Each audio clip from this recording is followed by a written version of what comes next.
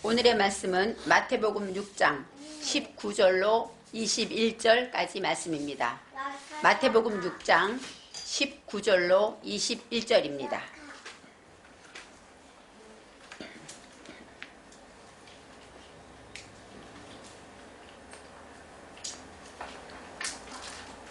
너희를 위하여 보물을 땅에 쌓아두지 말라.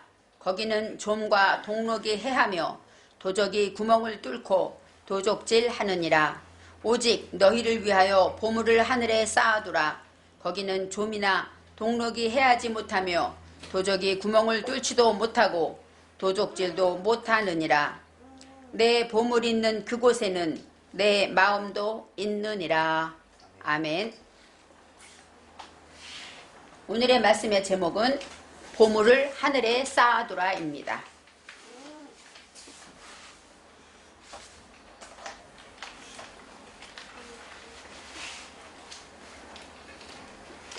오늘의 말씀도 산상수훈의 말씀으로 예수님께서 산에서 우리에게 주신 보배로운 말씀입니다. 하나님의 성령의 기름 부으심이 있을 때 우리는 하나님의 말씀이 우리 귀에 들리게 됩니다. 오늘의 예수님께서는 보물에 대하여 말씀하십니다. 보물은 누구에게나 귀하고 소중합니다. 시간이 갈수록 보물이 달라지죠. 젖먹이 어린아이들에게는 보물이 무엇일까요? 아마 우유병일 수도 있을 거예요. 또 내가 잘 노는 장난감이나 아니면 내가 노는 스티커나 아니면 또 어린이들이 좋아하는 공갈 전꼭지 같은 거. 그런 것들이 보물입니다. 왜요? 그것이 없으면 우니까요. 그런데 어린아이는 정작 부모님이 보물이죠. 부모님이 없으면 아무도 그 아이를 키울 수가 없는데 엄마가 없으면 앙 하고 울면서도 눈에 보이는 장난감, 눈에 보이는 정갈 꼭꼭지들 이런 것들이 다 보물이라고 생각할 것입니다. 그처럼 또 점점 나이가 들고 자라면서 보물이 달라집니다. 제가 결혼한 후에 저희가 결혼식에 받았던 그 폐물이 저희 간에는 그 시대에는 보물이었습니다. 그런데 교회에서 성전 건축하게 될 때 저희 남편과 의논해서 그 폐물을 하나님께 바쳤죠. 지금 생각해보면 그 폐물보다 하나님의 성전 건축이 우리에게는 더 보물이었던 것 같습니다. 이처럼 우리가 시간이 지날수록 우리에게 귀한 보물이 나타납니다. 이제 철이 들고 나면서 이제 진짜 보물이 무엇일까요? 우리 주위에 있는 사람들이라는 것을 알게 됩니다. 나와 함께하는 식구들, 내 남편, 아내, 자녀, 또 나와 함께하는 성도들, 또 동료들, 나의 친구들이 참으로 우리에게 귀한 보물이 되고 있습니다. 예수님께서는 이제 보물을 어떻게 관리해야 하는가 말씀하십니다.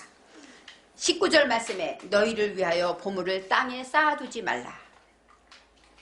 이제 이 보물은 누구를 위한 겁니까? 너희를 위한 것, 바로 우리들, 말씀을 듣는 우리들을 위한 보물을 말합니다. 여기에서 이 보물이라는 것은 차라르인데 차라르는 보물, 창고 그런 뜻이고, 그 다음에 아차르 또 아오차르라는 단어가 있는데 두 가지가 다 나와요. 다 보물입니다. 하나는 쌓아두다, 보물을 저축하다 그런 뜻이 있어요. 아오차르라는 것은 지하실, 창고 이런 뜻이 있으면서 보물, 요즘으로 말하면 우리 보물을 어디에 맡길까요? 은행이나 금고에 맡기겠죠. 근데 그 시대에는 그런 것이 없기 때문에 창고에 보물을 두었습니다. 그 시대, 예수님 시대의 보물은 무엇일까요? 물론 금은 보화도 보물이겠죠. 그리고 또 양피로 만든 고급 털옷들 이런 것들이 가장 자랑하는 보물이었습니다. 그렇기 때문에 이 사람들은 이 보물을 창고에 잘 보관했을 거예요. 그런데 예수님이 말씀하십니다. 보물을 땅에 두지 말아라. 왜냐하면 창고에 두면 좀이 쓸어요. 우리 예전에 나프탈렌이라는 약이 있었죠. 왜냐하면 인견이나 좋은 옷들일수록 우리가 서랍에 넣어두기 시작하면 좀이 쓸어요. 그래서 구멍이 뻥뻥 뚫려서 못 입게 되는 걸 보았습니다. 이처럼 좀이 쓸고 또 동록이 해한다. 이 좀이라는 것은 바로 이렇게 우리 안에서 좋은 옷들을 좀이 먹게 되는 것입니다. 이 동록이라는 것은 라카브인데 썩다, 부패하다, 벌레가 먹다 이런 뜻이에요. 그래서 예전에 돈은 아마 우리로 말하면 구리돈이었던 것 같아요. 그래서 이 돈을 오래 두면 녹이 쓸어갖고 파란 곰팡이 같이. 근데 이것이 독이 있다고 합니다. 그래서 이 동록이라는 것은 어떤 뜻이냐면 돈에 대해서 욕심이 많은 자를 비유할 때 이렇게 표현했다고 합니다. 우리도 옛날에 10원짜리 예전에 비싼 돈 주고 지금도 그거 찾는데 그거는 구리가 많아서 비싸대잖아요.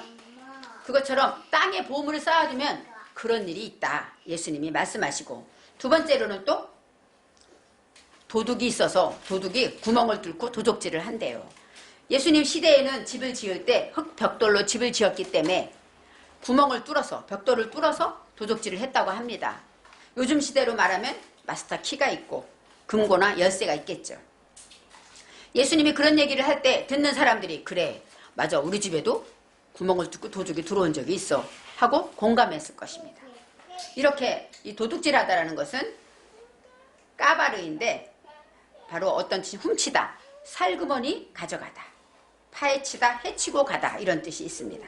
그래서 도둑이 도둑질을 한다는 것은 바로 이 땅에 보물을 쌓아두면 너희들 도둑질도 당하고 좀도 쓸고 동록도 상했지? 그렇게 비유로 말씀하십니다. 두 번째, 우리가 생각할 때 이 도둑은 예수님이 말씀하신 보물은 이 땅에 우리가 말하는 돈이나 물질이나 이런 보물도 있지만 두 번째 보물은 무엇일까요? 믿음의 보물을 말하고 있습니다. 예수님이 말씀하신 보물은 믿음을 지키는 보물에 대해서 말씀하고 있습니다. 우리가 이 땅에 살면서 가장 보배되는 것은 예수 그리스도이고 또 하나님의 말씀이고 하나님 주신 성령의 은혜가 우리에게 가장 보배로운 것입니다. 이 땅에서 나 자신을 위한 내가 주인의 믿음이 되는 그런 믿음의 행위들은 땅에 쌓아두는 행위고 또 반대로 하나님을 위해서 쌓아두는 행위가 있다는 것입니다. 이 6장 앞절에 어떤 일이 나오냐면 하나님의 사람들이 제일 먼저 구제할 때, 구제는 뭐예요? 하나님의 말씀을 실천하는 일입니다. 구제할 때 사람에게 보이려고 막 사람들 앞에 회당 거리 나는 이렇게 구제해 하고 남에게 보이기 위한 구제가 있었어요. 그래서 예수님께서 말씀하시기를 그렇게 하지 말고 오른손이 하는 걸 왼손이 모르게 해라. 그래야 하늘에서 상을 주신다. 이렇게 말했어요. 그러면 사람들 앞에 보이게 하는 건 뭐예요? 땅에 쌓아두는 거죠. 남에게 인정받고 전 저렇게 많이 구제하네. 믿음이 대단하네. 인정받는 것이죠. 그렇지만 오른손이 하는 걸 왼손이 모르게 하는 구제. 그것은 뭐예요? 하늘에 쌓아서 이 땅에서는 모르지만 하나님이 보시고 갚아주신다는 것입니다. 또 두 번째로 금식 기도할 때 뭐라고 말해요? 세상 사람들은 내가 금식하네 그래갖고 죄를 막 쓰고 거리 어귀에서 막 금식하는 그 기도를 하고 사람들 앞에 얼굴을 막 배고픈 것처럼 기운이 없는 것처럼 흉하게 하고 죄를 뒤집어쓰고 기도를 했습니다. 그럴 때 예수님께서는 뭐라고 말합니까? 얼굴을 깨끗이 세수하고 닦아 기름으로 머리 싹 발라서 아무도 너가 금식하는 것을 모르게 해. 그래야만 이 땅에서 사람들이 어우 저 사람 금식 기도하네 어우 대단해 하면 좀이나 동록이 행해서 도둑이 다 가져가지만 내가 아무도 모르게 깨끗이 기름 바르고 하나님만 알게 금식 기도한다면 하나님이 너를 보시고 상을 주시고 너의 기도를 들어주실 것이다. 이렇게 땅에 쌓는 것과 하늘에 쌓는 것을 비교해 주셨습니다. 또 세 번째로 기도할 때 외식하는 자처럼 회당이나 큰 거리 어귀에 바리새인들이 그렇게 기도했대요. 사두개인들이 거리에서 손을 들고 하나님 우리는 이렇게 복을 주셔서 감사합니다 하고 기도했답니다. 그렇게 기도하지 말고 예수님은 골방에 들어가서 아무도 모르게 은밀한 중에 보시는 하나님 앞에 기도하라고 하십니다. 이처럼 예수님이 말씀하신 보물은 믿음의 행위를 말하죠. 너희가 이 땅에 보물이 상하는 것처럼 너희가 행하는 구제와 금식과 기도 이 모든 것도 땅에서 하는 것을 땅에 쌓기 시작하면 좀이나 동록이 해하고 도적이 구멍을 뚫지만 하늘에 아무도 모르게 하나님께만 드린다면 그것은 20절에 말씀합니다. 너희를 위하여 보물을 하늘에 쌓아두라. 거기에는 좀이나 동록이 해하지 못하며 도적이 구멍을 뚫지도 못하고 도적질도 못하느니라. 바로 도둑질을 맞았던 그 사람들 또 이 보물이 좀이 쓸었던 것을 겪어봤던 사람들이 이해할 것입니다. 아 그렇구나. 이 땅에서 사람에게 보이는 것이 아니라 하나님께 보이는 행위를 해야 하는구나 하고 깨달았을 것입니다. 바로 지금 이 시대의 보물은 무엇일까요? 물질입니다. 이 보물은 다른 것과 구별되죠. 반지도 다른 것과 다르죠. 항상 잘 두고 구별한다는 것입니다. 바로 구별한다는 것은 보물이고 구별된 것은 바로 거룩한 것입니다. 그런데 우리는 이 땅에 살면서 물질이 필요합니다. 어떤 사람들은 물질은 하나님과 반대, 원수가 된다고 하는데 그렇지 않습니다. 우리가 물질을 잘 벌어서 하나님의 일에 많이 사용할 수 있죠. 헌금도 하고 구제도 하고 선교도 하고 우리가 원하는 일을 하나님을 위해서 할 일이 많이 있습니다. 그리고 또 우리가 또 말씀을 듣고 배우는 것 바로 하나님이 주신 보물이 되는 것입니다. 저는 예전에 이메일 할 때 비밀번호 찾기 나오죠. 비밀번호 찾기 나올 때 그 질문이 나와요. 그러면 저는 항상 당신의 제일 보물 제1호는 무엇입니까? 그걸 택했어요. 그리고 제목 답은 성경. 그래서 뭐 아버지 이름 뭔지 헷갈려요. 근데 항상 그거 할 때마다 보물 1호는 성경. 이렇게 예전부터 이렇게 말했습니다. 이처럼 예수를 믿으면 하나님의 말씀이 우리의 보물이 됩니다. 이제 예수님께서 6장에서 말씀하신 것처럼 하늘에 쌓아두는 믿음의 보물들 그것을 하나님께서는 지키라고 말씀하십니다. 누가복음 16장 1절로 9절 말씀에 지혜로운 청지기의 비유가 나옵니다. 이 청지기가 이제는 명예퇴직이 돼서 나가게 됐는데 나가면 누가 도와줄 사람도 없으니까 주인의 돈을 주인에게 빚진 사람들을 불러다가 다 탕감해 주죠. 요즘으로 말하면 배임이고 횡령일 거예요. 그러면 다 잡혀가요. 근데 그 당시는 그것이 예수님은 뭐라고 말씀하셨냐면 불의한 재물로 친구를 사귀었다. 이렇게 좋게 말씀하시는 거예요. 친구가 중요한가? 재물이 중요한가? 알려주는 것이죠. 불의한 재물로 관계를 위해서 친구를 사귄다면 그것은 재물보다 친구를 귀하게 여겼기 때문에 그래서 불의한 재물로 친구를 사귀는 것을 칭찬하신 것입니다. 바로 우리가 하나님 주신 물질 열심히 일해서 돈을 벌고 그것을 위해서 하나님의 예수님을 위한 예수님은 나의 친구이기 때문에 예수님을 사귀고 예수님을 위해서 이 땅에서 사용한다면 그것은 바로 하늘의 보물을 쌓아두는 것이 되는 것입니다. 우리가 말했듯이 땅에 있는 보물, 돈, 황금 이런 것은 믿음의 보물이지만 우리가 하나님이 원하는 보물은 아닙니다. 이제 성경에서 어떤 것이 보물인가 생각해 보겠습니다. 골로새서 2장 3절 말씀에는 그리스도 안에 있는 지혜와 지식의 모든 보화가 감추어 있다고 합니다. 바로 예수 안에 있는 지혜와 지식이 우리에게는 보물이라고 성경은 말하고 있습니다. 시편 62편 10절에는 다윗의 시인데 재물이 늘어도 거기 치심치 말지어다. 치심한다는 것에 마음을 뺏기지 말라는 것이죠. 통장에 돈이 좀 늘어난다고 눈만 뜨면 통장을 보고 이렇게 마음 뺏기지 말라고 성경은 말하고 있습니다. 디모데전서 6장 17절에 정함이 없는 재물에 소망을 두지 말고 오직 우리에게 모든 것을 후히 주사 누리게 하시는 하나님께 두며 이렇게 말해요. 재물을 받았다고 정함이 없어요. 재물은 언제 날아갈지 몰라요.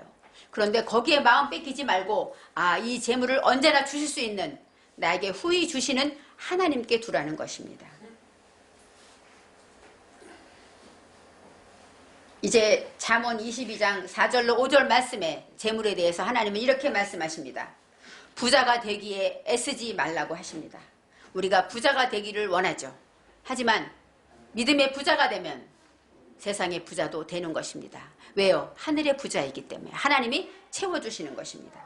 내 사사로운 지혜를 버리라는 것. 부자 되기 위해서 사사로운 복권을 한다든가 어떻게 투기를 해서 어떻게 사사로운 지혜를 버리고 하나님을 믿고 의지하라는 것입니다. 그 다음에 허무한 것에 주목하여 하지 말라. 재물은 날개를 내어 하늘에 나는 독수리같이 날아갈 것이다. 바로 내가 마음을 뺏겨서 어리석은 부자처럼 재물을 창고에 쌓아두고 거기에 마음을 뺏기면 그 재물은 어떻게 하십니까? 하나님이 독수리처럼 날개를 주고 날아가게 하신다는 것입니다. 재물이 날아가면 우리는 얼마나 허무하겠습니까? 그렇지만 재물에 마음이 있지 않고 하나님께 재물이 마음에 있다면 그 재물은 날아가지 않는다고 하십니다. 사람의 머리로 지혜로 계산하면 우리는 수입이 줄고 지출이 점점 늘어나게 되면 어떻게 할까요? 어떻게 할까? 걱정하면서 먼저 하나님 것을 줄이려고 합니다. 왜요? 하나님 거는 눈에 보이지 않으니까.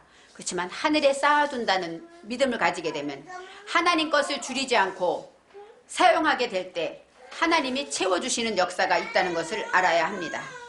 21절 말씀에 내 보물이 있는 그곳에는 내 마음도 있느니라.